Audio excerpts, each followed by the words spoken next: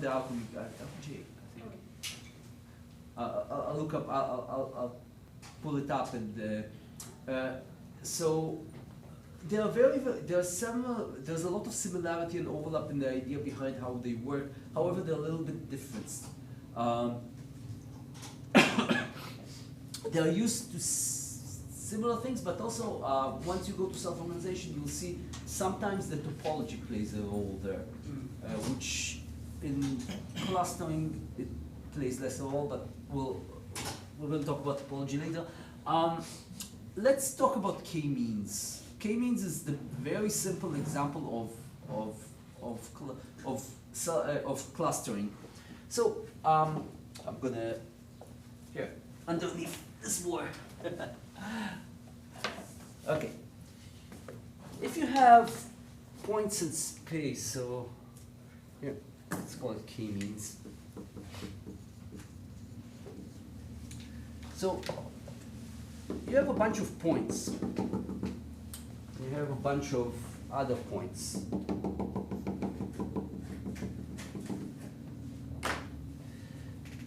You're trying to find the closest cluster. So the way you do it is in k-means you tell it, I have n cluster centers. And you start them randomly somewhere like this. Let's say 3. This is what you assume, and let's say that there are 3 of these. Let's say you know that there are 3 clusters. You are basically asking the algorithm to tell you where the centers of those clusters are. And the way you do it is you actually look for the center cluster and you find the k nearest neighbors. So this is 1, 2, and 3, and then it tells it, update your position to the new place a little bit. This one, what's the closest ones? 1, 2, and 3, and therefore the position will be updated a little bit here because those are 2 closer, so the average will be here. So far it's okay? You following me? You go with each one of those points and find out, oh, those are the closest, those 2, and not this, and therefore this one will be evaluated here. If I'm looking at k equals 3, I'm looking for the 3 nearest points each time. The k means how many points I'm looking at to be closest. It can be 10. So I'm looking at the 10 closest points, and then this point will become the average of those, and so on and so forth. Everyone's with me, or should I go slower? I'm not showing it. So just to reiterate that, so k is not the number of clusters. K is how many. No, the number how many of points you're selecting, like a neighborhood. Yeah, it's the neighborhood. Okay. You select how many of those are the neighborhood. I do. Yeah. So sorry not to be annoying, but like if one of those x's at the bottom x was up to the top left instead. Yeah, so it will converge with this So one. it converge with that, so those 2 points would converge? Or is there a kind of a repulsion? There won't be, but usually they just find different points. You start randomly. They won't converge typically. Maybe they will. I don't know. When you play around with data, you'll see clusters of those. So usually you start with more cluster centers than you think, and then you see how they are at the end, closer or not. So you overpopulate them and then you converge, like the ones that This is practically what you do. I cannot tell you that it will always converge or not. Many of those are random algorithms. You start with something random, and it's kind of like randomly.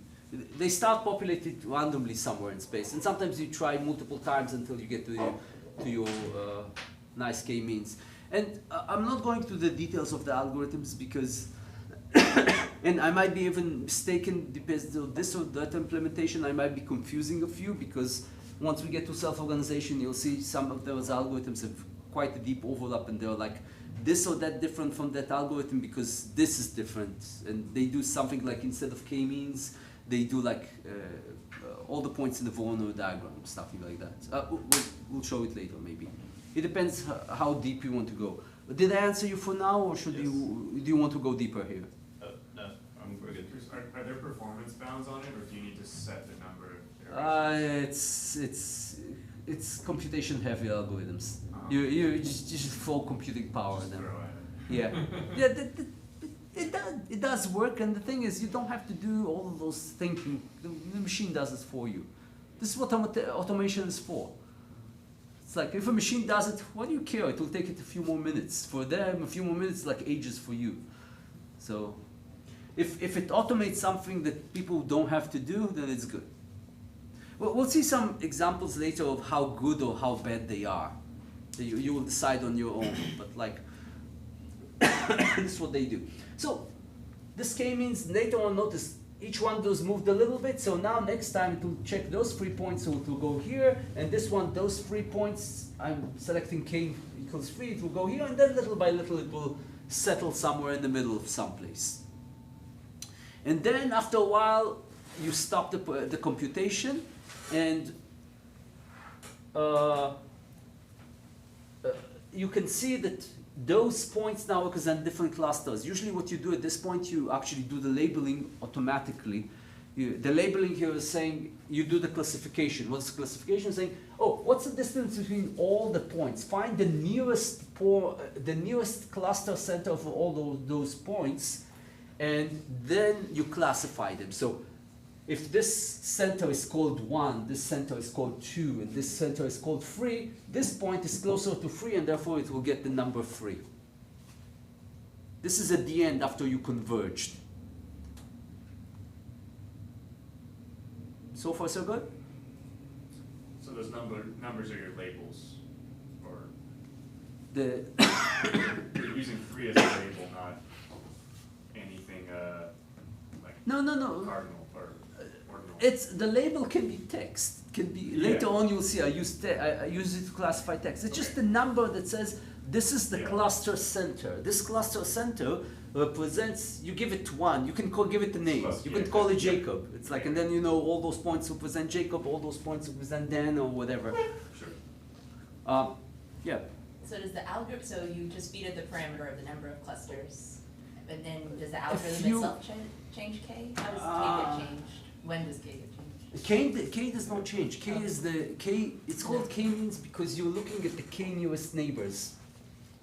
So is that part of the algorithm that it tries? Yeah. It looks at the k nearest and then finds the mean. This is why it's called k-means. It's an input you get. It's an input you get. The input to the algorithm is how many clusters you want, what's your k, and how long to run, and it depends on here. It depends on the number of the parameters. We'll actually see example later, but you see all of those clustering algorithms? They differ. So k-means like parameters number of clusters. Yeah, that's what threw me off, is that it didn't have k as part of the parameter. Is that accurate?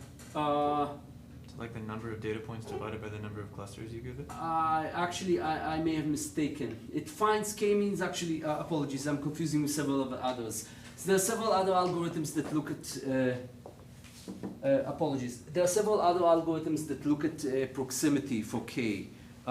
K-means just looks at all the points that are closest to a certain, so it finds all the points, assigns them a label, and then minimizes the k. This k here is the number of clusters. Apologies. I'm confusing because there are several algorithms. You'll see.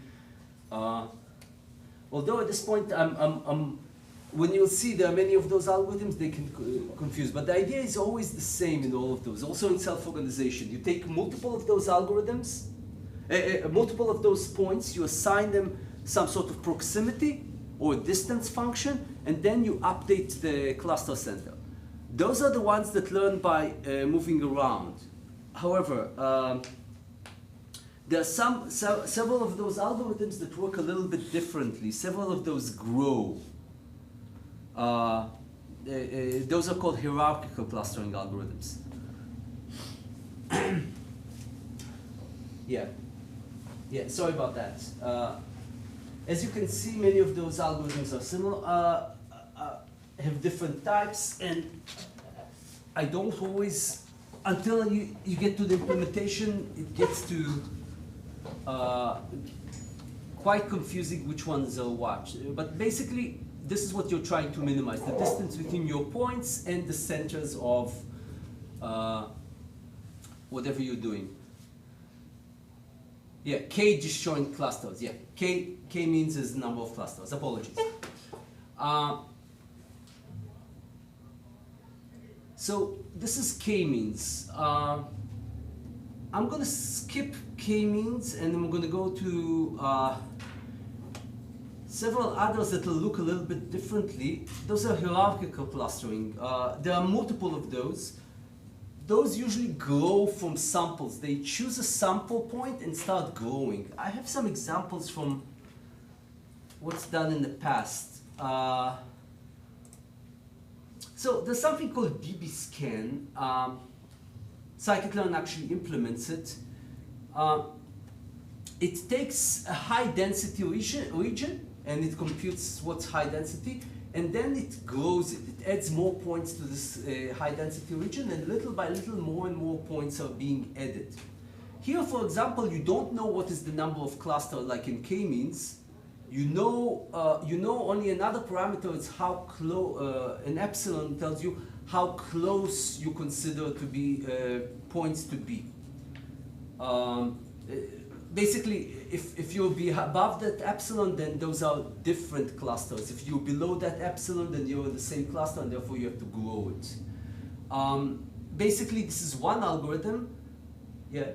So, like this epsilon, is this like dependent on any like metric algorithm, right? A metric, like you're using so many metric for that, or just like Euclidean? You can actually execute any of those algorithms with different geometries. You define the distance function. Even in k-means, when you decided what's the distance between a point and the cluster center, you actually you actually can use any metric you want. So you can play like norm 2, norm 1, norm infinity. It will work. But I can get. Well, like will it do different what you want? It's a different question. So like I can get like a different cluster shapes, right? If I just change the metric, right? Hmm? If I just change the metric, right? If I just change You can get different clusters by different randomization at the start. Like it depends on how many clusters you're looking. For example, in k-means you define more centers at the beginning, and it will take more time to actually look at all of those points. Okay, but still, like we are using the L2 norm here, right? The what? We are still using the L2 norm, right, for the distance computation between the points and the center.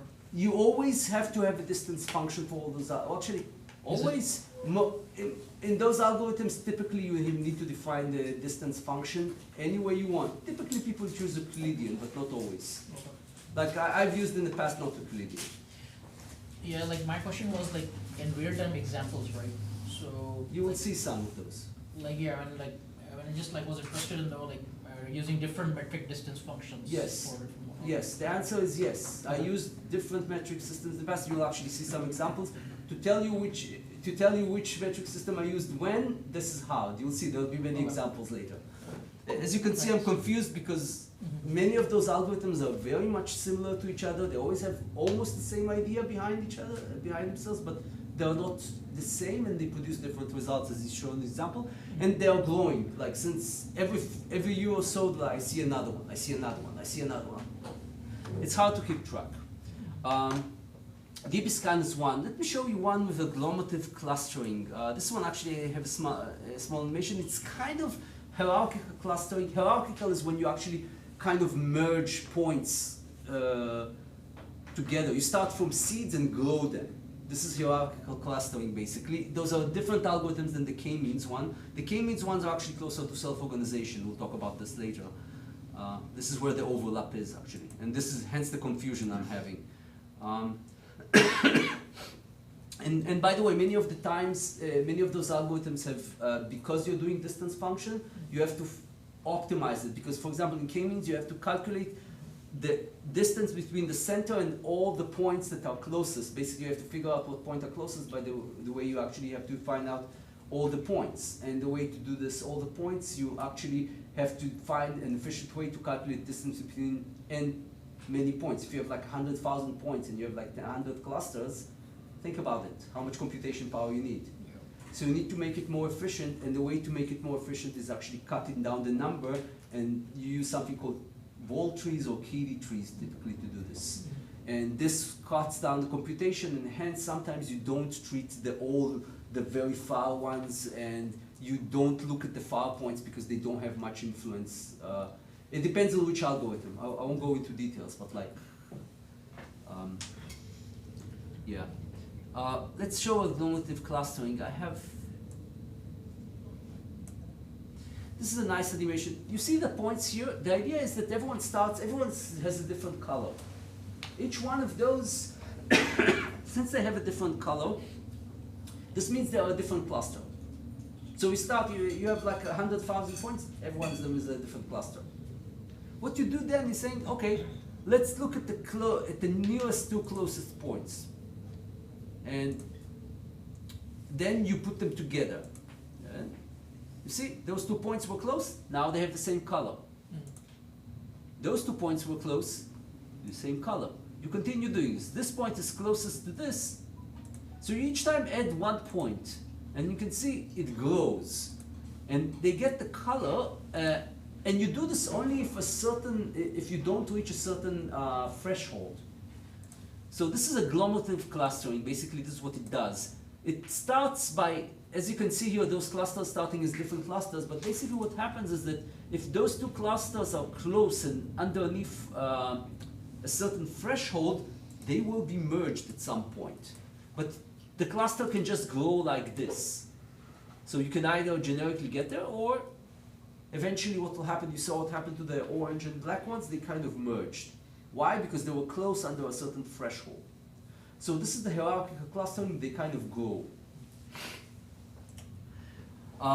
There's also more sophisticated algorithm which is called, has several complex definitions of what's dense, what's not. It's something called local outlier factor, which is basically,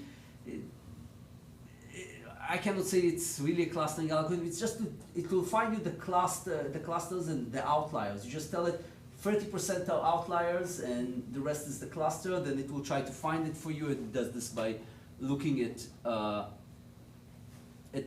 assigning each point, telling it what's its density. So it's like this point is far away from everything else. Those points are close to each other. So you see the size of the circle tells you how dense it is, and there's a definition how to calculate it. So I won't go in more details in this, but those algorithms altogether allow you to detect clusters in all sorts of ways. Since they are unsupervised learning algorithms, you don't tell them what to do. They just do what they do. You just give them the parameters. And you notice some of those you had to tell them how many clusters. Some of them you had to tell it what's the distance between points. And therefore they started learning the clusters and going and figuring out on their own what the clusters are.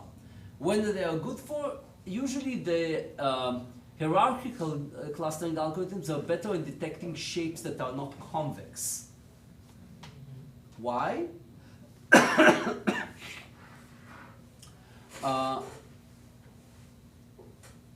Because they kind of grow. However, things like k-means, I showed this example before.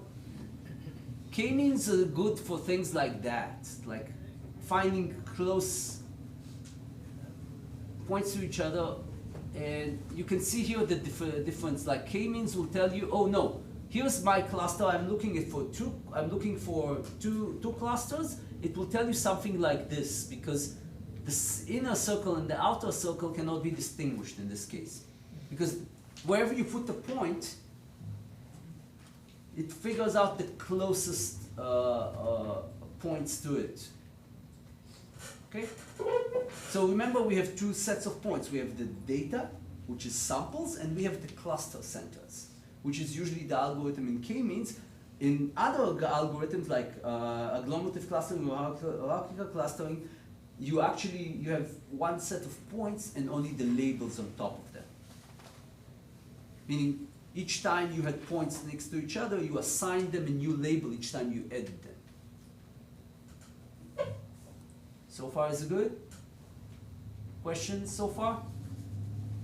So in the top left-hand corner, mini batch k-means, Yeah. we have this vertical division, Yeah. but it doesn't need to be vertical. It could be horizontal depending on where It depends on where the center the- lied. The center here was on the left side, the other side right side, and Clusters, so and to say. it also depends on what parameters you actually feed with, because some of those algorithms actually you can add additional parameters. Yeah, you know what? Let's show you one of those. They have like they have also demonstrations, but actually I'm gonna show you code. Here I'll show you code. Actually, it's code that I wrote. Not this. You were asking about distance and about metrics. Here I use different metrics for some of those. So let me show you how code looks like in Python. This is scikit-learn, and hence my confusion because because they all have different algorithms, so different inputs, and remembering which one is which is kind of hard, especially if you don't do it every day and every 5 minutes. This one I did about 2 years ago, or a year and a half ago, something like that. So not Gaussian process, not SVM. Here, dbScan is one of the algorithmic one. Actually, dbScan, one of the hardest problem is finding the correct threshold algorithm of how the epsilon where the points are close. So what I did here, I had to alpha and epsilon. Sorry, with this epsilon, and then with that epsilon, then with that epsilon, then that epsilon, and then figure out according to the number of clusters. I needed 3 clusters, and I'll explain why in a second. Which one produces 3 clusters, or closest to 3 clusters. So I added even more computing power than it usually needs just to get the things right. So this is the outer loop here of finding. But this is how you do it in scikit-learn, 3 lines of code. That's it. dbScan is the algorithm that you inherit from scikit-learn. Yes, there's an import at the beginning of the file. Actually, here I'll show you. You can download this notebook and actually run it. What I'm trying to do here is I'm trying to visualize ICU data, and I'm using clustering algorithms for not what they're actually supposed to be doing. I'm trying to filter out outliers. So I'm trying to figure out there's plots, and I'm trying to figure, you know what, I'll show you. I'll show you the end results, and I'm showing you what I do with it. Just give me a second.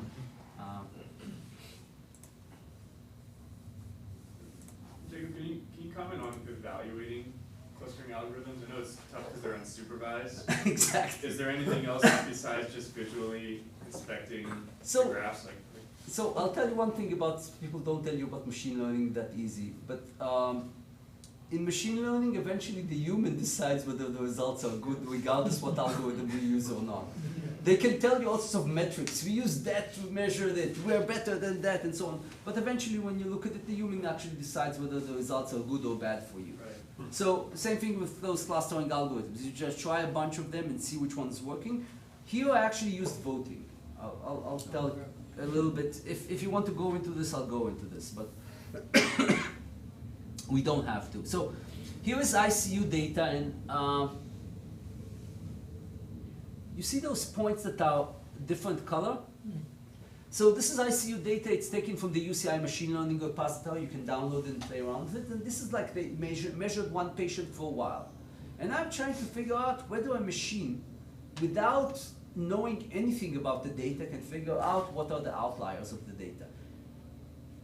So I used algorithms that are non-clustering and clustering algorithms just to figure out. And the way I did this is simple. I said each algorithm, and you can see there's a bunch of them, only a few are like dbScan, and Glomalin Clustering. I don't say k-means here, but I have k nearest neighbors. Hence the confusion with the k-means. Because in k nearest neighbors, you are looking for the nearest neighbors.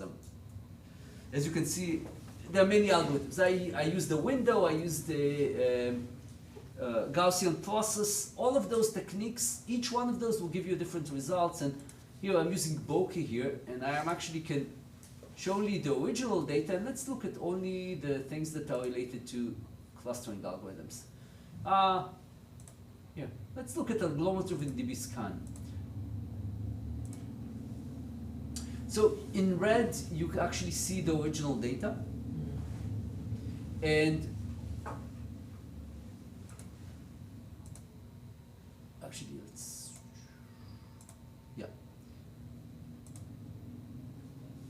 this is what dbScan gave me. This is what agglomerative clustering gave me. And what am I looking for here? I'm looking for three clusters. One of them is points on top, points on the bottom, and points in the middle, meaning data, outliers, outliers. Okay. Three clusters. You can do the same thing with many other algorithms. I tried like simple, silly algorithms, like just put a running window to see when things like the slope gets out of hand or stuff like this is like the window slope. But I tried also clustering algorithms just to see which ones was working better. And later on, I voted for each point how many algorithms told that point whether it's good or bad. So it's like if all algorithms tell you it's an outlier, it's probably an outlier. If some of them tell you, then some of them, and you can actually see it here. So for example, this point is an outlier according to 6 algorithms. This one is not an outlier according to all algorithms. So you can actually look at all of those points and see eventually what all algorithms said. So you're asking about how to deal with like the uncertainty, voting. Just add voting to whatever algorithms you're using. But this is beside clustering. Right. Do they, do a lot of them tend to agree, or do they? Let's see. So here I'm using those two are cluster. Those three are, you can consider outlier factor is maybe clustering. But look at them. It actually tells you what points it considers to be the middle. And tell me, is it the same or not? Oops. This is the original data. And I'm clicking, it just not here. Sometimes it takes a second to do this. Here you can see there's agglomerative clustering and filter dbScan don't agree on those points. You see those 2 points? So there's slight variation there. And it maybe it's because this or that parameter is a little bit off, or maybe because the random numbers you started with a little bit different. It depends on multiple factors, and depends also on the. I don't know exactly how they implemented everything inside scikit-learn. It may even depend on implementation. Maybe, maybe not. I cannot say this or that. Then check. But this is. I just showed you what it looks like. I can actually show it to you on different ones. And here, actually, I do want the original. I don't want filter. Here, I'm leaving only the algorithms that are not KD. Look at this, different waveform, different results. Again, I'm looking for outlier up, outlier down, and center.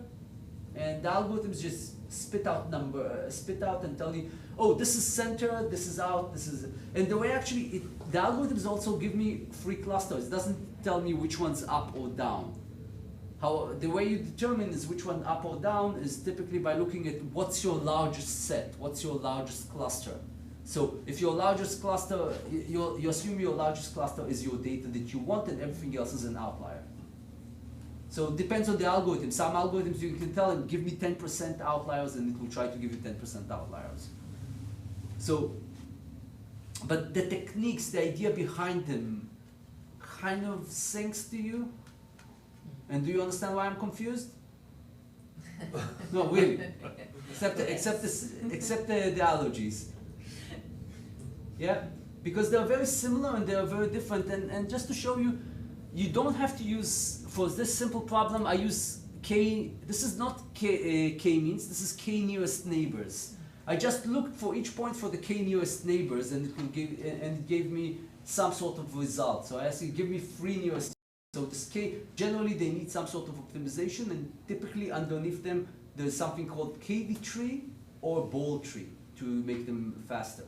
And you were asking him about like are these all the algorithms that you listed, are they like all under the supervised learning category? There is no supervised learning. It's like all, but it's all like a bunch of algorithms. Unsupervised learning can be K nearest neighbors, an algorithm I wrote. But this is not really a clustering algorithm. Or maybe it is. It depends how you define it. But Yeah, Because if you look for the k nearest points and saying according to this point, Yeah. but it's not really. Here I'm just trying to find out the outliers. So outlier detection is one thing that you can use clustering algorithms for. This sync. So here the voting is basically like on this data. Excuse me. On this data, like Yeah. when you like mentioned about the voting, right? So basically you're running all these algorithms, and for those data that have like maximum agreement, so you basically then classify, right? How do you explain the voting over here? Voting process. The voting process. The voting. Voting.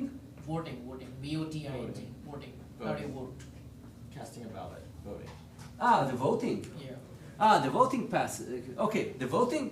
You just figure out whether a point, for each point you see whether it was an outlier cluster.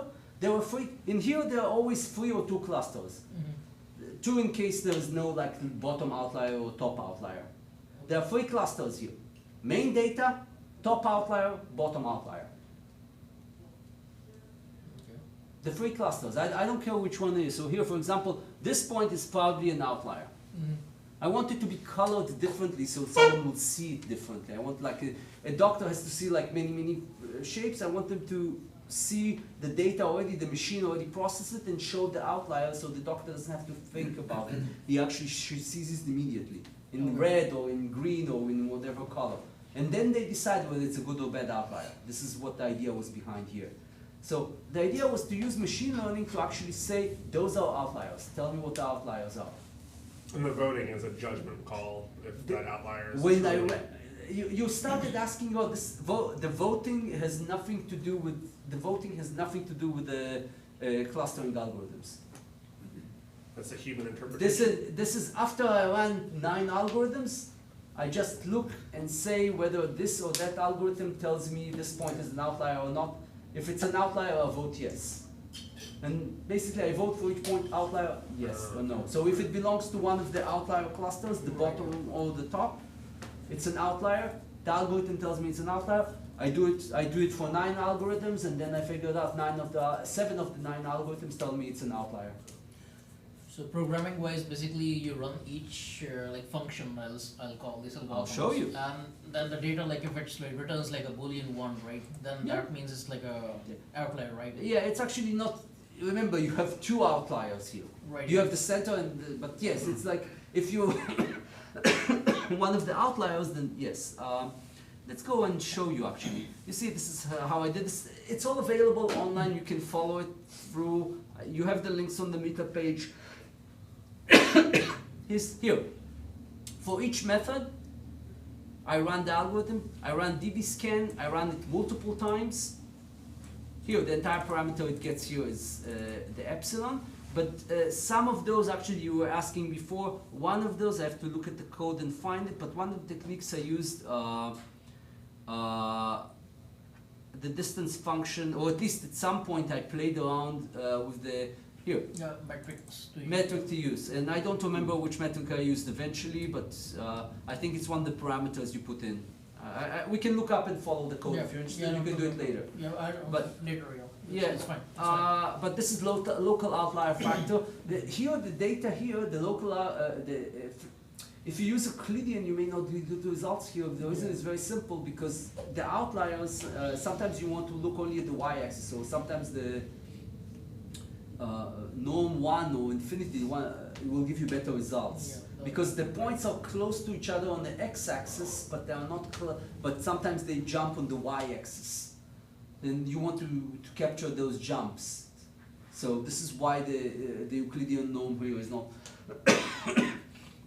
it's not always good. Or actually, you don't want to capture the jump in case the data is close to each other, Right, yeah. because so therefore you want to use a norm that's only if there's a problem there. Sometimes like there's a point that there's a gap, then you want to capture the high one. The high one you should be different than those that are close to each other. Right, yeah. Therefore the metric can Yes, change. yeah, that yeah. The results Now I can make be- better sense? Yeah. Okay, this is about a year and a half ago, so I don't remember all the details, but the code is here. You can reconstruct it and run it with the everything. It's a Jupyter notebook, and the voting is very simple. At the end, you just sum up the vote. Where's the voting? The voting is at the end, I think. You see, it runs. This is actually, it ran over all the algorithms, and you can find exactly which one did what, and then eventually, yeah, the colors basically you give it according to to the votes, and the votes, I think, I have to find out exactly where I calculated, but somewhere here. I basically ran all of the algorithms and look at all the votes. But I think I'm digressing. We can look at this and find the code, Yeah. or we can move on. Move on, it's fine. Everyone's okay to move on? Okay. Just wanted to have like an idea, how is this like done? Just wanted to just take a look. This is code, and each one of those is 2 lines of code in Python, or 3 lines of code. You have to import here, I'll show you at the top. You have to import scikit-learn, and you import, let's say, dbscan or Glomalin Clustering. This is the first line. The second line is, excuse me. Let's not take dbscan, let's take a Glomalin Clustering. You have to actually prepare your data, but after you prepared your data, you create the object, and then you just fit the data to your object and ask for the classes with the predictions. That's it. 3 lines of code, and they're fairly consistent among all of the algorithms. And the algorithms are different by, here, you see a Glomalin Clustering. It has all of those parameters. 4 of those. And you have to read in each, exactly what each parameter uses, how much each parameter has an effect on everything. I can't remember the affinity one, but like number of clusters is fairly simple. You ask it finding that many clusters. Any more questions on this, or should we move on to the next one? Yeah. One quick question since we have the code up. I see that some of these parameters, like affinity to use, aren't defined locally. Are those shared amongst the different algorithms that you run, so that at the beginning you say, here are the number of clusters that I want each algorithm to find, here's the affinity that I want each algorithm? I think affinity is only used in the Glomalin Clustering, and let's see where the parameter, where is defined. This is not a good editor. I cannot go and highlight something there. Jupyter Notebook, I don't use it typically, but let's find, maybe control find, let's see where I find affinity to use. I feed it. The question is, when do I feed it? There are 4 mentions. Let's look at those. Here we go. Yeah, it's how I define the threshold. Each one of those algorithms, I give a parameter called threshold that is different, and this is how I call this big function. I call the filter data is always one function, and each time you tell it, run this algorithm, run that algorithm. You tell it which algorithm to run, the method, and the threshold. And the threshold is different for each one of those. So whenever I call filter data, I'll show you an example. Oops, sorry.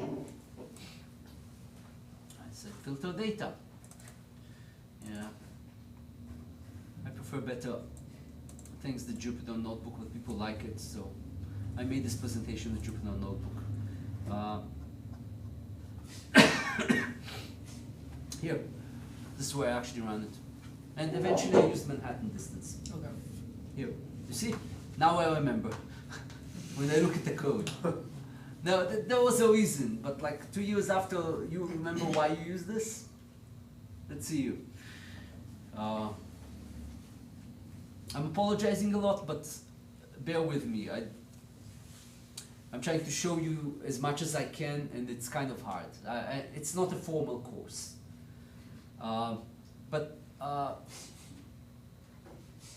Did this answer your question? Yeah, so there are different threshold values here. Yeah. For these different calls. Yeah, it's trial and error. As I told you, many of those things, algorithms, a lot of them are trial and error. You try them once, no, it doesn't do what I want. You try them again. Same with machine learning, many times. Whatever everyone tells you, it tells you how much complicated it was, and gives you a paper and tell you this we measured like this or like that. Eventually, the human decides. Remember that. So everyone who tells you that Skynet is taking over, no. You tell us that. Well, Skynet is taking over me. Yeah, it's taking over this meetup.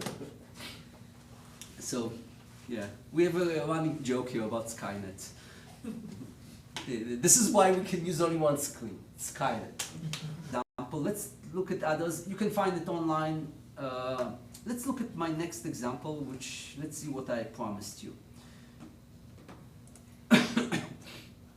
Let's find first where the correct, yeah. I'm trying to show you a lot, just how to navigate. Okay, another example for clustering, this is actually using k-means. It's for weblog. So we download the data again from the UCI machine learning repository, and there's a GitHub page you'll find, and basically what I'm trying to do is, I'll show you the data. This is, they released it and it's publicly available, you can use it. And I think it's MSNBC, but I'm not sure.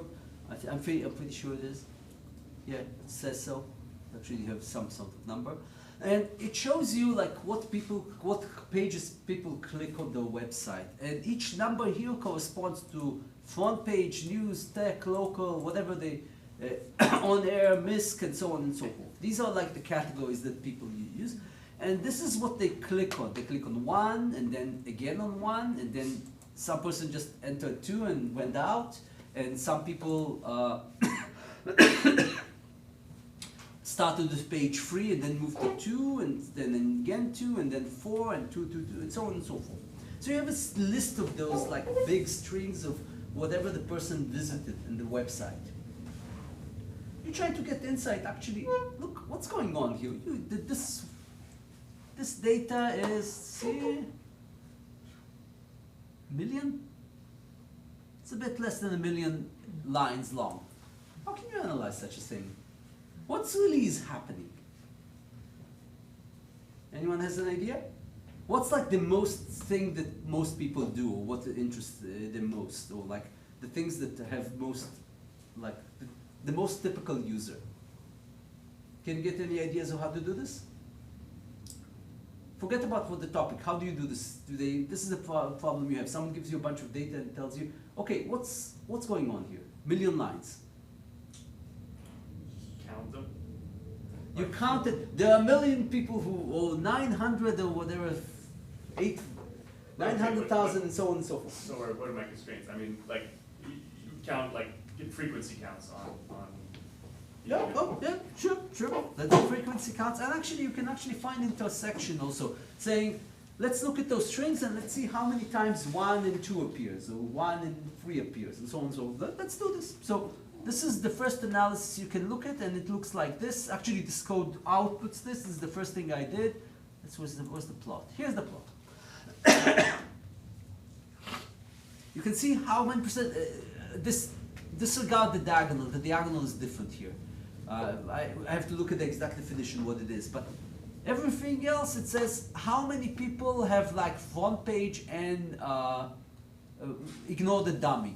Like news and front page, 8% of the people do this. The dummy says like if I recall correctly, the code, it's when it's front page alone. So it's like, it's nothing else but front page. So, but you can see it all of those categories, and you can actually figure out what's the percentage. So living in tech, this is how many people, 9,000 people look at it. So this is one way to look at it. But does it give you information about what the users are doing? It's pretty sparse. Hmm? Yeah. You can see which pages exist with each other Yeah. as well. By the way, what I'm generating this using something called HoloViews. They do it over there. The guy who developed it is it's like sitting in that building. If I haven't mistaken my directions here, it's Austin. I'm confused where North is. But yeah, okay. So it's like 9th Street. So this is 9th Street. Yeah, this building over there then. Anyway, you could see it from Capital Factory. So those guys developed this interactive technology to show it. It's also a few lines of code. If you use Python, use it. It's called HoloViews. It's part of something called HoloViz, which gives you many visualization solutions.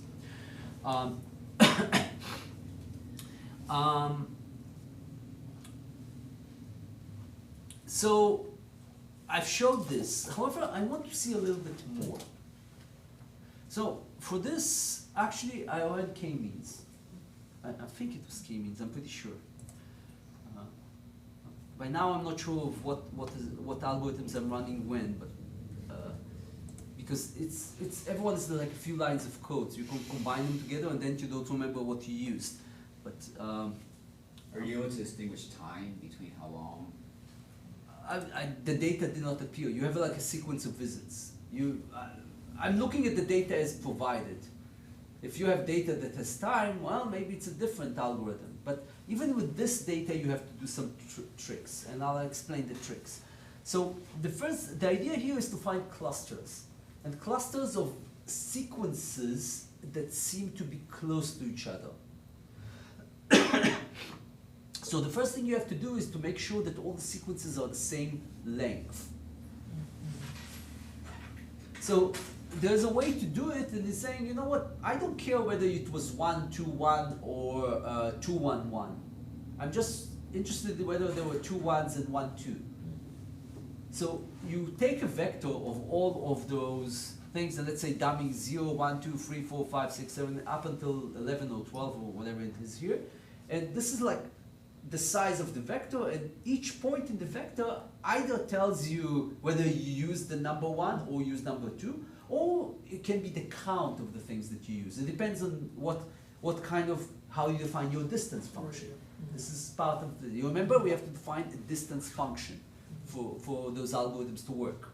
So the distance function then becomes the difference between those two vectors, however you define them.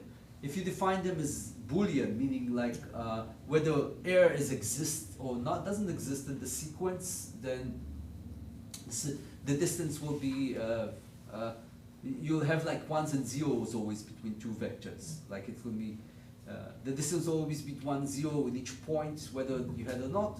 But if you elect to say the number of appearances of a certain website in your sequence, then the distances may be the difference between those vectors and the number of differences between appearances of that between vectors. So far I'm okay, or should you want to see it on the board? Everyone understands what I'm saying with my hands waving, or do you want to see actually how the vector looks like? Hands is good. Hands is good? And no one says otherwise. Whoa. And could you clarify, did you come into this data set with a question? Or were you just kind of, let's just see what sensible observations I can do? This was actually a question that's like, it was an AUPAG one of the Python meetups that the web guys were doing actually in this room about 3 years ago or 2 years ago or a year and a half ago, I don't remember. And they wanted something, with machine learning.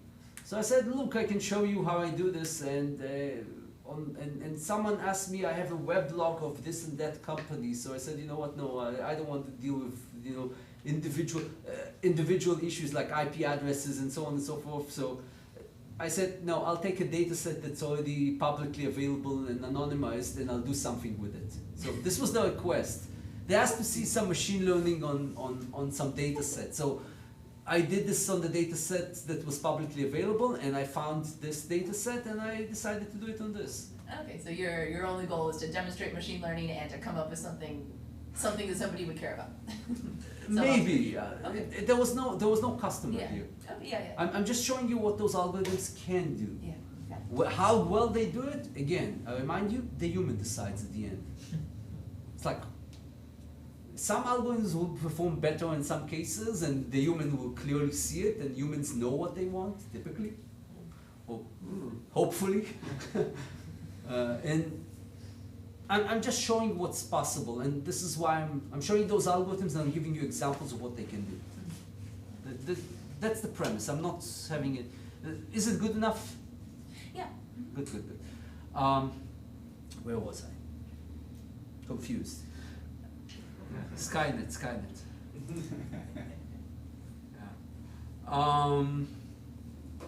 Yeah. Okay. So I showed it to you. Now I promised I'll show you the code.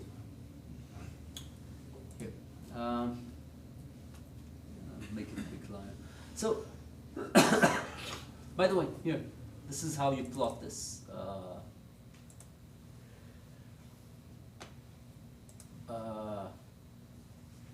Actually, this one I may have done with bokeh, but now it's 2 lines of code. Did I do it with bokeh or did I do it?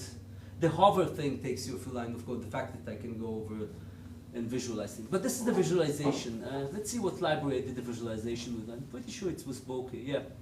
Sorry. This was before Holoviz. Now you do it in 2 lines of code. Yeah. Sorry. Or 3 or something. You'll see examples later. I do the same plot much easier. Let's look at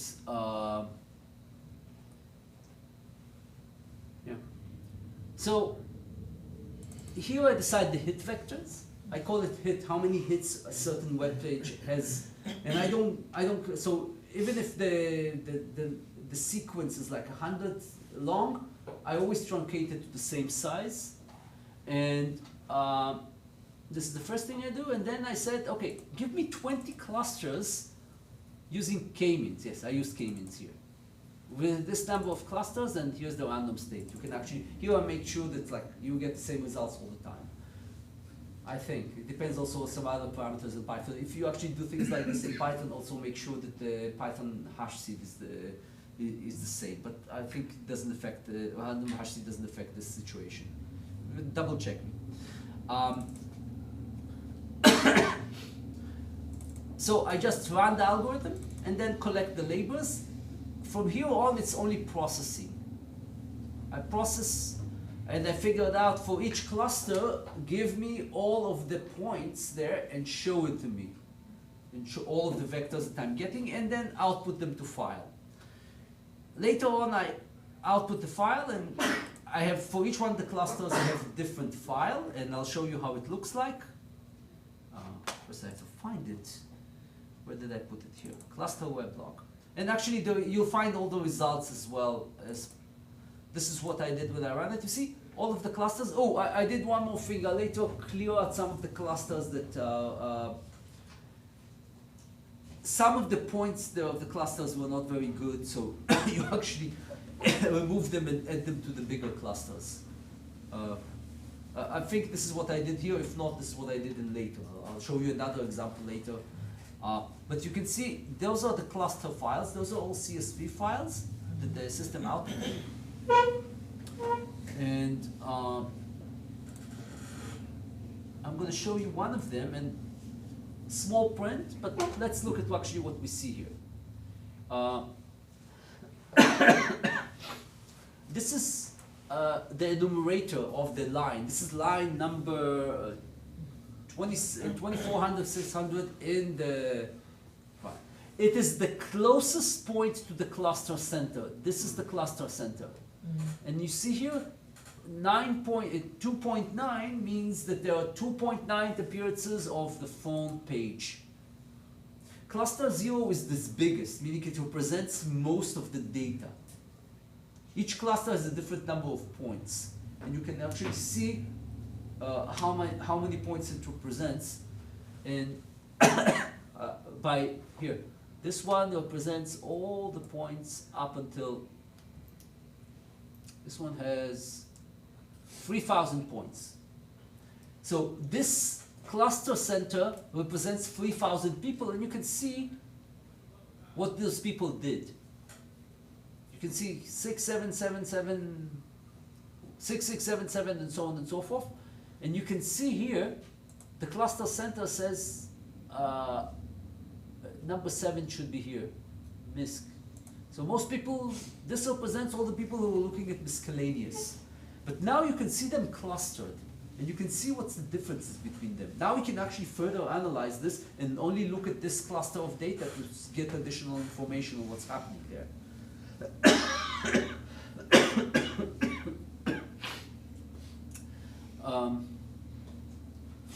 You can see some, like 0.4% of those had weather. Most of them did not, but you can see every once in a while someone uses one weather. So here the vector, I chose not the binary one, whether used or not. I actually chose the number of people, and the distance was the difference between the vectors. But you can do the same thing only with the binary, and then you have a different distance function, and hence you'll get different clusters. You also get different clusters with a different random number or a different number of clusters. But still, you will see some patterns that repeat. Whatever you use, unless you're doing something really, really broken, then you'll get some information about what your data looks like from a bird's eye view. You don't have to look at 100,000 different people. You only look at the 10 clusters and see what happens there. So you can see this represents what's happening within this cluster. Let's bring another file out. So to compare it to a different cluster, so you'll see differences. Where is this one? Yeah, I'll go back.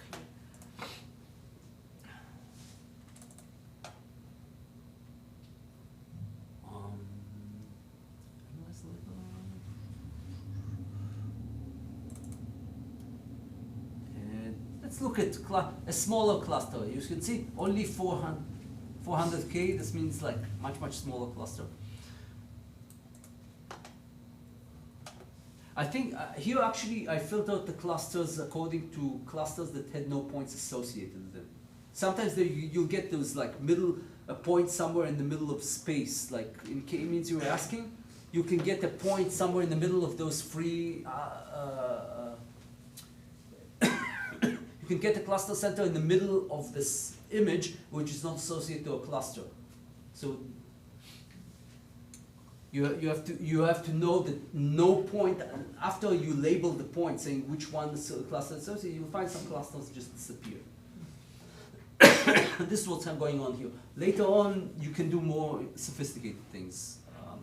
I don't know if I'm going to talk about it much more, but I'm going to show you at least one more example that's very similar to this one. But here is a different cluster. Here, the opinions. 25 people looking at opinions, everything else is not that important apparently. And how many people are doing this? Let's see.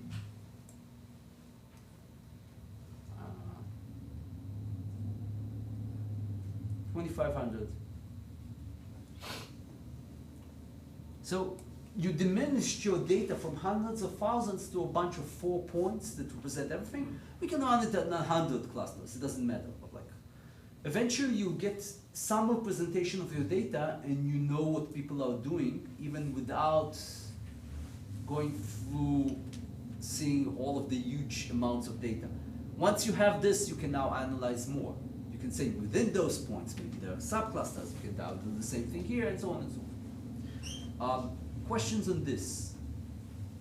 Is everyone clear what I did? Everyone understood that this is like a few lines of code? Yeah? Okay. And I'll ask you a question. What's the power then?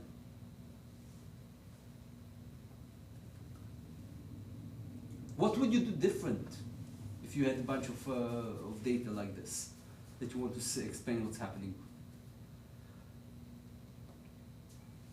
Well, I mean, from MSN's perspective, I see this as like identifying different demographics and use cases and types of people. And I am not associated with them by any way. I don't know who uploaded the data there. It's like it's publicly available data. It can be company X. Sure, I'm just saying that's the value from their perspective, or it could be. What's your question? I'm asking, like, if you had a million points like here, what would you do with them? The first thing you want to actually see what the data is. Do you have a better way? Is it better than showing the plot at the beginning that I showed you only the data of like the correlations, or the clusters themselves that show a bit more? Which one do you prefer? If you were actually looking at the data and want to get some insight on it. Clusters would be better. Hmm? Clusters.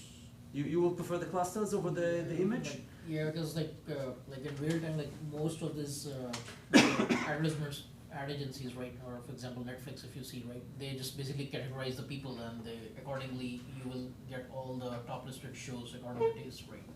So basically they do like some kind of like what does the Google does, right, the page ranking thing. The page ranking is a little bit different, yeah. Right, yeah, but it's like similar on that lines basically. It's basically just like based on your search, right. Yeah, let's not go to the learning to the ranking thing. It's more complicated, but like some of the ideas are the same. You have to have a feature vector, like here. The feature vector is the vector that says how many that represents each sample, and then afterwards you find some similarities. Let's not go to the search thing. There's like many technologies there. And I'm not sure exactly what Google is doing. Right? They're not telling everyone. I hear rumors, but I don't know what's true, so I'd rather not tell.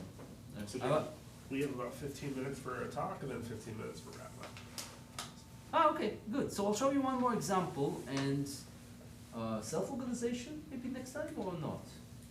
Yeah. We'll have you back anytime. No, we haven't gotten to self-organization. Do you want self-organization quickly, or do you want to do it another time? I wouldn't mind hearing a little bit on it.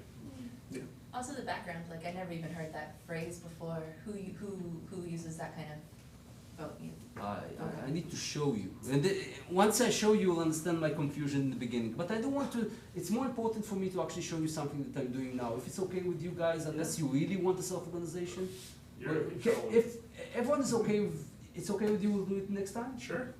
Yeah? Yeah. Everyone is okay, like next meetup we'll do the self-organization? It may be much shorter than this. But You're on the hook now. I gotta update the calendar. no, I have to check whether I'm here, because I may be, but if I'm here, then I will do it, and if not, maybe another time. But is it okay with you? I'll skip self-organization this time, and I'm going to show you something else? Yeah. Okay. Something very similar to this, although it looks completely different. I'll explain the problem. It's actually, it's a project I'm working on now, and you can go to clinicalunitmapping.com, and this is the website you'll see. You'll see the about page, you'll see many publications already that we've done to this. But there's a terrible problem that I'm trying to solve. And I'm using clustering and specifically k-means to do this. Although I use several others, but k-means the batch ones that doesn't use a lot of memory. Those algorithms can be memory consuming, can be a lot of also like, they're computational intensive and very memory consuming. So I'm using I'm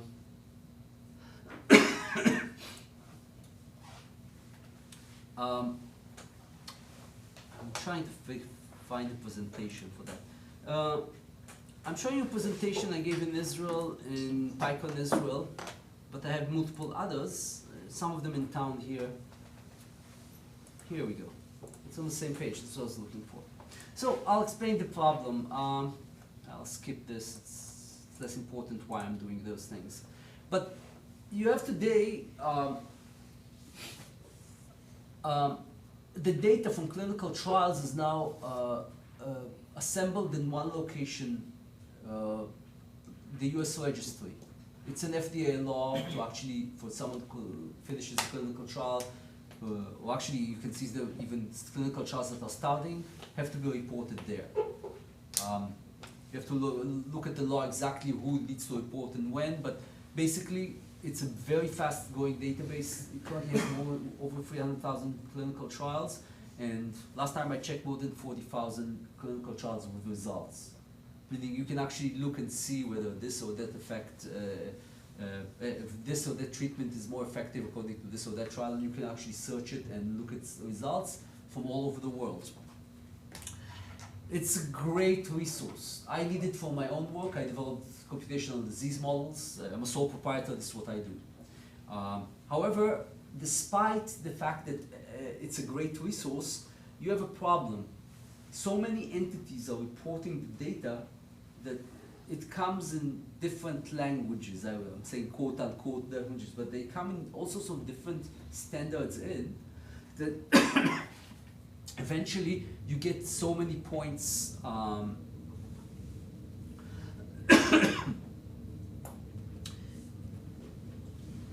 then you get so many points off. Sorry. It comes in so many entities that the data itself, when you look at it, you cannot even compare it to each other because it's like a Tower of Babel out there. If one person says percentages, someone else writes the symbol percent, and so on and so forth. So what I did is I looked at this database and I'm only trying to understand the numbers, and therefore I'm only looking at the units of measure. I'm trying to look at the units of measure. There are over 24,000 units of measure listed there in the database, different ones. It cannot be there aren't that many. There are some standards. These are existing standards, you can look at those later. I had processing, I have a processing pipeline that allows me to take all of the data from, of the units from clinicaltrials.gov and somehow match it to each other and to other units. Now, this is the work that has to be done in using supervised learning. However, towards that there's a problem, and I'll explain. This is actually work with Joshua Shrez. He did the website. So the first thing I do is create some sort of distance function. This is what you see here. Those are the top 30 or something like this, or 25, I don't remember the number, units used in clinicaltrials.gov, and you can see already participants with a big P, small p. This is the similarity matrix. I won't go into how I created this distance function, but basically I looked at a lexical, look at each, how many repetitions of each, not repetitions, how many times, how close are the words lexically. And this is without any meaning. I'm just looking at computation. You can compute and say this word is that much similar to that word. There's a function in Python, there's actually multiple of those. I won't go into details how I did this. If you want to read the papers here behind, and there's some tricks on top of it. Here you can see, like, in the diagonal, you see each unit is close to each other, a distance of 1. Here, however, you can see those are somewhat close to each other. Those are not.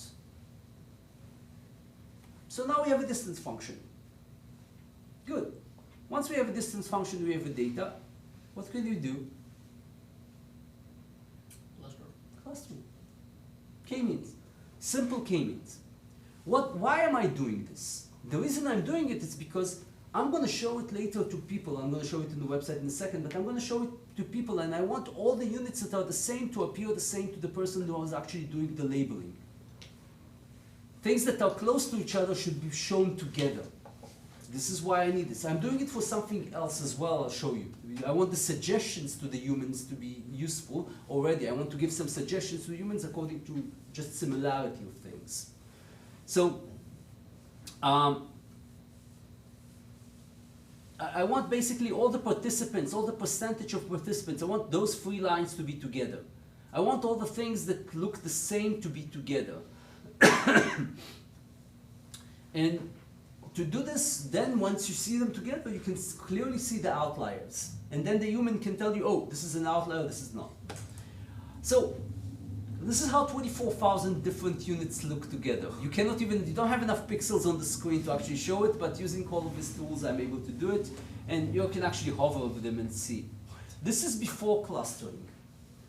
What I showed you before is the matrix of only 25 by 30. You can actually show it, you can view exactly what it is. But once you do it properly, you condense everything, you show it together, then you have to do it. And I'm actually doing 3 passes. I won't go into details. But what you see here on the left and on the right are the data unclustered and clustered. The fact that you see here it's all dark, this is what happens when you mush up things that are not the same, and you put a max over it, so things that are not the same become darker because you get the max of everything. Think about, you kind of condensing lines, like 24,000 lines to like, I know, 400 to 500 pixels. So I'm like losing all information, but the information I'm showing are actually floating to show the max. So all of those areas that are dark means that the data is unorganized. Once I clustered it using k-means, look at this, you can see like around the diagonal, things that are close to each other, so you can see like boxes every once in a while, and you can see the diagonal very, very strong, and you can also see that outside the diagonal you see things much lighter. This means I was able to cluster things approximately towards the center. This is how cluster data looks like at the end. I did this multiple times, and each time I get a different result, and I use 3 different distance functions on top of what I showed you before, just to find out things that are very close to each other. And you can see here, that's like you can actually see the things in the middle, things that are a little bit close to each other, less close, and this is like the combination of all of those. And actually, after I did the clustering, I actually did the intersection of the clusters. I won't go into details what I did there, but like if you go and read this, once you have a cluster and you have another cluster, you can overlap them and find differences. And once you do this, things that are very close together, you start overlapping clusters and finding the, the combination of those. Things that are very close together float up very quickly. And this is what I was doing, and things that are very apart, I actually later on, things that are outliers, I kind of collected and put them in a cluster in the point that is closest to it. And you can calculate this once you've done this all. Because once you've done the k-means, you actually have information about the distance between all the points in the clusters and so on and so forth. And you can actually do it between the points, but are these X and Y similar to the previous page? Just with yeah, more it's just phrases? like, it's just condensed. I cannot even show it like the X and Y here represents unit number 13, but now it's between scale of 0 and 1. And we expect the dark diagonal because that's the co-occurrence of the same phrase. Yeah, it's the Occurrence of same itself. word, so it should be 1. Unless there's a bug. And there were bugs at some points in some versions of it. And Believe me. would the process swap the order of the units? This is what it's doing. The clustering, the only thing it does, it swaps the lines and columns. Okay. So basically, if you tell it, once you organize it, it's very similar to what I showed you with the news before. Only now each cluster, and actually, you see those? Those are the cluster numbers and the distances of points between the clusters. So each point here is actually a unit, and this is its distance from the cluster. And you can see before clustering, after clustering. I've actually back calculated it after I did the clustering, so you will see what it is. And also here's the number of the cluster. You can see it's like nicely rising. Here it's not. There's like 100 and something clusters here, I think. 130 or something like that. Yeah. It's more complicated than the things I've shown, and I'm not going on details, but it's basically the same idea. And what I did here is just I swapped the same rows and columns. Does it make sense? Let me show you what it comes down to. When you actually, I'm showing it how it looks like when you look at the data, but actually let's see what it means in practice. So I'm showing only 3 of those 130 clusters here, and you can actually go in the website and explore it yourself and tell me how good or bad it is. This is unsupervised learning. I just told the machine do this. It took like a day or something like this to do all the processing from start to finish. But otherwise I didn't tell it anything else. Well, of course, there's the indexing, a lot of things before that happened. So the code is not like 2 lines of code, but the core code is about 2 lines. So you can see all of those are percentage of something. There's some more tricks there. I'm not going all the tricks, but you can see all of those are percentage of something. All of those units are percentage of something. And I'm showing here the unit, I'm showing the Unicode, non-Unicode, because there's some Unicode issues there. And here I'm showing suggestions of what it might be. This is actually the distance between a point and the other. These are the other points that are close to each other. This is from this matrix that I showed. This is extracted with some manipulation. I won't go to the manipulation, there's some manipulation. So you can see, it suggests that those things are close to one of those. Now, it doesn't seem like always a best fit, because basically we want it to be manual. So this is what the web page is about. It's about showing the users some examples and the user deciding what it is. And this is supposed to save time, because now you can see all the percentages together, correct? Yeah, every once in a while you have something that is not a percentage. But at least you've seen so many things that are close to each other together that it saves you time. Think about going over 20,000 records and then encountering a record in number 1 and then encountering the same record in number 2000. You won't remember, just like me not remembering details. There is no chance people will remember, oh, I saw this unit out of 24,000. Well, except some people who have like all sorts of memory. Let's look at another cluster, just to show you what clustering did. Now you put all the things that look like units of measure divided in milliliters or things like that. Even the Unicodes if you're able to figure out. But notice, all of this cluster looks the same compared to the clusters that before that looked similar, differently. All of this have a division thing in the middle, and even if there isn't, it detects this is close. You can see someone decided, oh, there's no division here, I'm using this division. But now from those 4 units, a human looks at those and says, oh, those 4 are the same. The clustering did this for us. It put all of those together.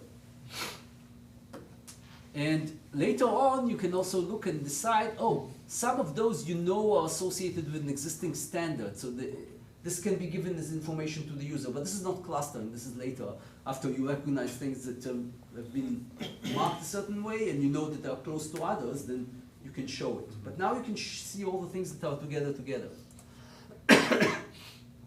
So, and you can actually go on the web and find out what these units are used for and so on and so forth if you don't have enough information. And you can decide how to map them.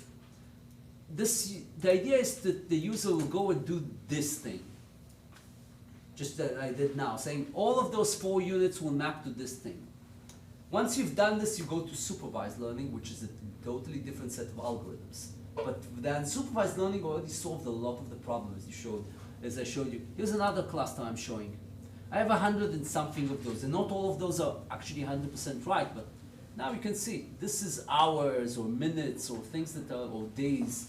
I don't even know how it figured out by its own that those things are related, but sometimes maybe it figured out something from the data that's there. I don't know. Like, it's unsupervised. I didn't give it enough instructions. Except from there are some tricks behind here that I'm going into details about. Do you have questions about that? Do you understand why it's similar to the web example I showed you? Do you understand that it's only a few lines of code? On the surface. No, the algorithm, running the clustering algorithm is 2 lines of code and a lot of wait for the computer to do things. Make sure you have a strong enough machine. You'll get into memory problems. So for here, for example, I'm running not k-means, I'm running batch k-means, which is a lower memory footprint, and also it works a little bit differently.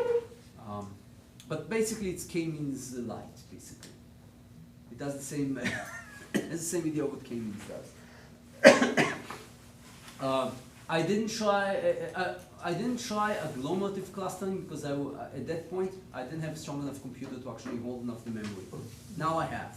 So maybe it's a nice idea to go back and add another distance function. It's possible, but more questions?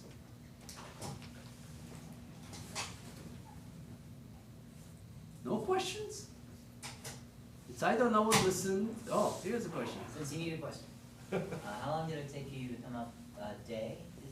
How long you spent on this? A day? What, running the code for this? Most of the time was actually whenever you do machine learning on data, massaging the data to the point that you actually can feed it to the algorithm takes most of the time. It takes you most of the time to actually get to the data to the point that you actually can feed it to the algorithm. And this is most of the time. Running the algorithm, the clustering algorithm, it's computing time. You go to sleep, in the morning you're done, or close to done, or you wait another few hours. It depends on how much you're doing. The code itself took quite a bit more to actually construct because I needed to download it, and the data was actually in many files, and it had to be loaded a certain way into the memory and couldn't, so I had to write multiple scripts. There were like 5 or 6 scripts just to get the data to the point that actually could do the clustering. The clustering was like a few lines of code, but even the clustering here is more complicated because I did multiple of those. I saw multiple distance functions, multiple clusters, overlapped clusters, and then after I overlapped the clusters, I actually started collecting points from different clusters that were small and putting them together, and kind of like eliminating clusters that are like no longer relevant. So all of those things took time.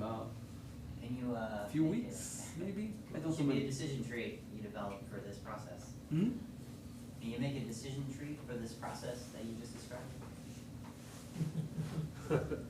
You actually, you look at the data, you download the data, you look at it, start to figure out what you want to do with the What's data. the process of figuring out? What? What's the process of figuring out? It depends what you want at the end. At this point, when I downloaded the data, I didn't even know the problem was so problematic with the units. It took me, the indexing took me a while to figure out. So how many, so different decision trees for different instances?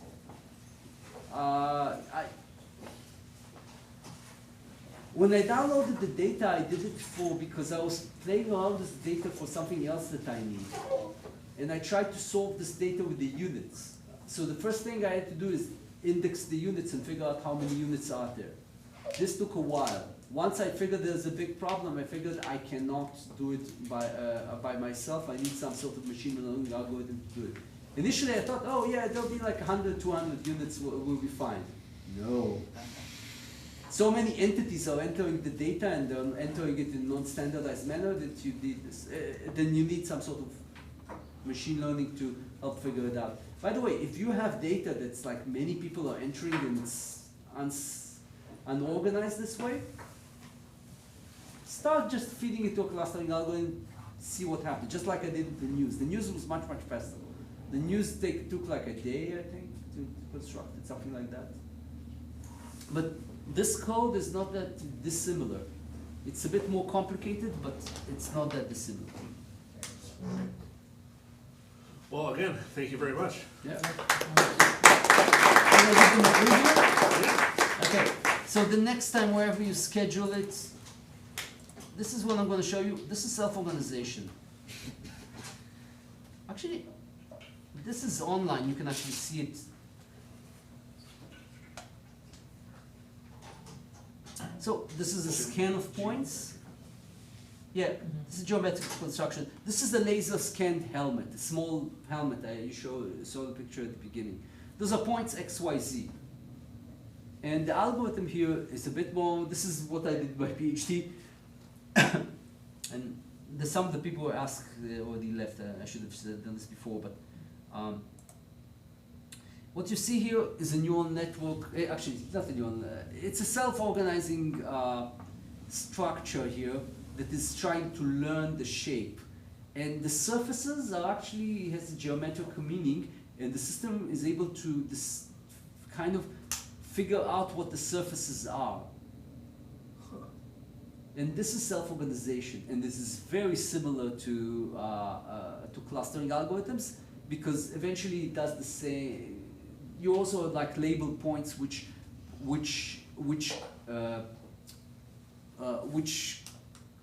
let's say, you see those normals here? Those are like the cluster centers. However, once you do self-organization, there's also issues with topology. As you can see, the system is actually trying to learn topology, meaning trying to figure out what's close to each other. This is something clustering algorithms cannot do. However, there's an overlap, and I'm not sure how much I'm going to talk about it. I'm not going to prepare, just like I didn't prepare for today that much. I'm just going to show you a bunch of things, and I have some websites out. But the k-means algorithm is very similar to one of the basic algorithms that does self-organization. Only there the difference, it's basically the same algorithm, only you calculate the mean over a different set of points, not all the points. If you remember, I was confused at the beginning with the k means the number of points or the neighbors. No, there you actually collect the neighborhood from the Voronoi diagram. And this is a bit more complicated. But this is what it can do. This is self-organization in visual. So I have a question. So here at the beginning of this animation, right, those mesh points that you showed, are those the input samples? Like what are the inputs here? Yeah, so let's run it again. This is the point, this is the helmet. Right here. This is the scan. So this is like the cloud, right? The point This is the cloud. cloud of points. Yeah. And then afterwards, like, what are you doing? You see, exactly? I'll show you. Here, you see those? This is the initial position. Those are the k-mean clusters, centers. They look like lines here, but they all emanate from one direction, and I start them randomly. They also learn the normal, but let's not go there. But like, Oh, so this algorithm is like trying to learn the normals, right? it's also trying to learn normals. It's also trying to learn the topology. There are several things in play here. Okay. It's more complicated than it seems, and the algorithm, however, is fairly simple to implement. However, I didn't see Python implementation for those. It's actually not one algorithm. There's a bunch of those algorithms. The guy who actually did this a lot, his name is Fritzke, and actually have a link to what he was doing. So this self-organizing maps, like what are the applications like in real time? Like is it like for the shape reconstruction or? I used it for shape reconstruction. They can be used for multiple things, but basically classification eventually. The thing is whether they actually are better in determining topology. Okay. Look at the demo, but let's leave it for next time. Or? Yeah. Yeah, definitely. Is it okay with you guys for next Yeah, time, sure. this Yeah. topic? Yeah. No one has any I'm up for it. objection? Thanks again.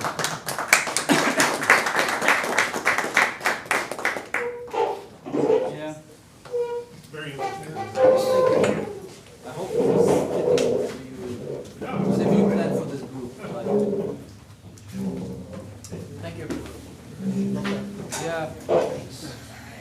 We're actually we're discussing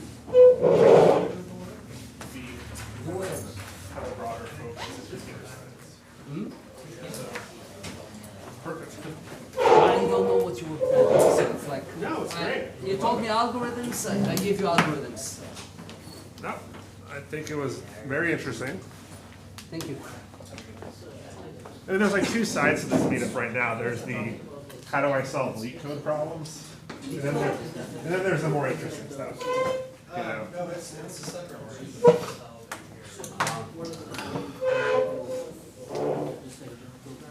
I think so. Probably have to talk to Jacob more. Thanks, Jacob. See you soon. You liked it? Yeah, Okay. thank you. What did you learn? I learned that Pop quiz. there are Yeah. a number of different clustering algorithms and that you can usefully